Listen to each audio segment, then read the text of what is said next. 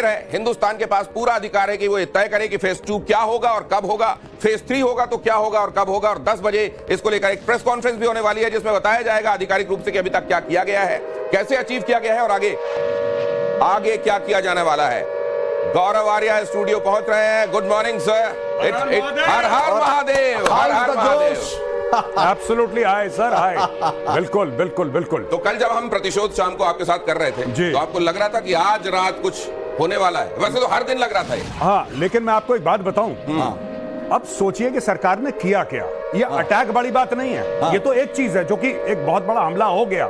इसके पहले सरकार ने पूरी दुनिया को यह विश्वास दिलाया कि 7 मई को सिविल डिफेंस ये बताएगा कि जब बम गिरेंगे आपको कैसे छुपना है। This is a match. जो छल होता है ना युद्ध में, युद्ध में जिस छल की जरूरत होती है, आपने पूरी डिसेप्शन की एक्सरसाइज करी। हम लोग ये कह रहे थे कि ट्विटर हैंडल जो है हम ब्लॉक कर रहे हैं, इतनी कमजोर सरकार है, सिर्फ ट्विटर हैंडल ब्लॉक कर रही है। अब पता लगा ट्विटर हैंडल पहले इसलिए ब्लॉक कर दिया क्योंकि इससे डिसइंफॉर्मेशन होती है। उन्होंने टारगेट करा स्पेसिफिकली कौन कौन झूठी खबर देंगे, यानी कि डे 1 पे डिसाइड हो गया था पहलगाम के बाद कि हमें हमला करना है। अब बताओ कौन कौन सी 10 चीजें हैं।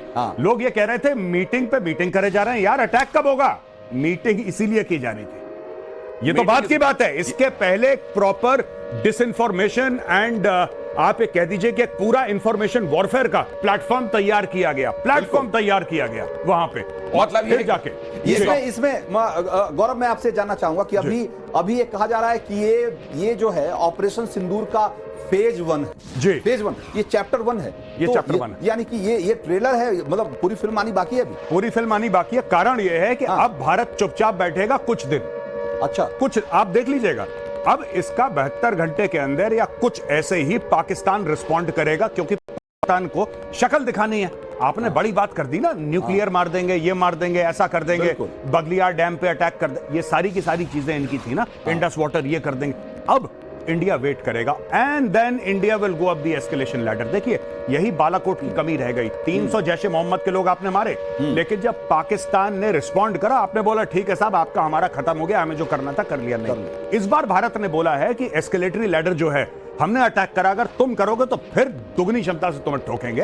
हाँ, ये होने वाला है। अब एस्केलेशन लैडर के ऊपर जाएंगे। और एक बानगी भी उसकी दिख गई। उसकी बानगी ये दिख गई कि जब पाकिस्तान ने इसको काउंटर अटैक करने की कोशिश की तो हमने उसके J-17 और F-16 दोनों मार गिराए हैं, और वो भी अपने इंडिजिनस आकाश एयर डिफेंस सिस्टम। ये खबर आ रही है। तो एक तरीके से ये वार्निंग है पाकिस्तान को कि भाई हमने मारा भी तुमको, घसीटा भी, अब रोने भी नहीं देंगे। अगर वापस लौट के अगर कोशिश करोगे हमला करने की तो वो सबक सिखाएंगे कि तुम और याद रखो। और यहाँ पे आपके इस प्लेटफॉर्म के माध्यम से मैं एक और चीज बताना चाहता हूं, जितने भी दर्शक देख रहे हैं, आप एक बार ध्यान रखना, पाकिस्तान की इतनी हिम्मत नहीं है कि लड़ाई लड़े, लेकिन पाकिस्तान झूठी खबर फैलाएगा, मिस इन्फॉर्मेशन फैलाएगा, डिसइंफॉर्मेशन। जैसे कि 2-3 खबरें चल रही हैं, भारत के ब्रिगेड हेडक्वार्टर पे अटैक कर। ये सामने जो आप इंफॉर्मेशन देख रहे हैं, ये देखिए जरा, 80 फिदाइन। पाकिस्तान में 200 से ज्यादा आतंकी ढेर किए गए हैं। 200 से ज्यादा आतंकी और आतंकी मसूद के 80 फिदाइन होने से पहले फिदाइन हो गए।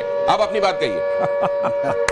फिदाइन होने से बहुत बढ़िया बोला, वो फिदा हो गए। फिदाइन वो होते हैं जो सुसाइड अटैक करने के लिए वो लोग ट्रेंड होते हैं कि खुद मरेंगे दूसरे को। ये आए थे मरने के लिए कि हम कश्मीर जाएंगे, हम कश्मीर जाके मरेंगे। हमने बोला इतनी जहमत उठाने की जरूरत नहीं है, जहां पे तुम सो रहे हो रात को वही इंतजाम करते हैं, वही इंतजाम करते हैं। तो इनको ये, आई एम सो हैप्पी। पता है, मैं अक्सर ऐसा नहीं होता है कि कोई मुझसे कुछ पूछता है और मेरे पास शब्द नहीं होते। अच्छा, एक और बात, तो मैं आज बोल नहीं पा रहा हूं। आपकी खुशी में कुछ और मैं इजाफा करता हूं। ये कहा जा रहा है कि इस हमले के बाद मसूद अजहर और हाफिज सईद का पता ही नहीं क्यों कहां है। कहीं ऐसा तो नहीं, चूंकि ये बहावलपुर तो उसका हेडक्वार्टर है एक तरीके से, मुरीद के तो उसका बहुत बड़ा अड्डा है। कहीं ऐसा तो नहीं कि इस हमले में वो भी निपट गए? नहीं, मुझे ये तो नहीं पता कि वो दोनों निपटे कि नहीं। मैं तो चाहता हूं, भोले शंकर से मेरी प्रार्थना है कि आज नहीं तो कल निपटे हैं जल्दी। लेकिन fact of the matter is कि इनके, देखिए, मुरीद के पे मारने का एक सिग्निफिकेंस है। मुरीद के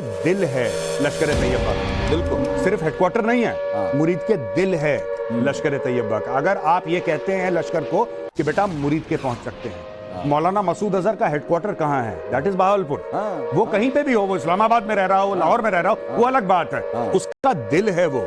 अगर भारत हिट करता है मुरीद के तो ये बहुत बड़ा संदेश है कि हम तुम्हारे घर पहुंचे। लेकिन इसमें दो बहुत बड़ी बातें जो गौरव कह रहे हैं उसी में जोड़ना चाहता हूं। एक तो ये कि आज जब 244 जगहों पर यहां पर मॉक ड्रिल कही जा रही थी तो दिखाया ये वाला थप्पड़ दायां वाला और मार दिया बाएं वाले से। जब तक ये सोचा कि आज तो ड्रिल होने वाली है तब तक वहां ड्रिल मशीन चल गई। अब दूसरे हम ये भी जानना चाहते हैं कि अगर ये कर दिया गया है और ये फेज 1 है तो यार दिन में ही फेज 2 भी कुछ होता हुआ हम देख सकते हैं? नहीं, मुझे लगता है कि थोड़ा सा टाइम लगेगा इसमें, क्योंकि ये मामला मैं ये कह सकता हूं कि कुछ समय चलेगा, कुछ हफ्ते कुछ महीने इसका होता रहेगा, दाएं बाएं कुछ ना कुछ आपको खबर आती रहेगी। ये सिर्फ एक दिन की खबर नहीं है, इतना मैं कह सकता हूं। बेसिकली क्या होता है कि जो एस्केलेशन लैडर है, एस्केलेशन लैडर के हिसाब से अब हम लोग वेट करेंगे, और ऐसा नहीं कि अब हम चुप बैठ गए, नहीं, बॉर्डर से 100 किलोमीटर अंदर तक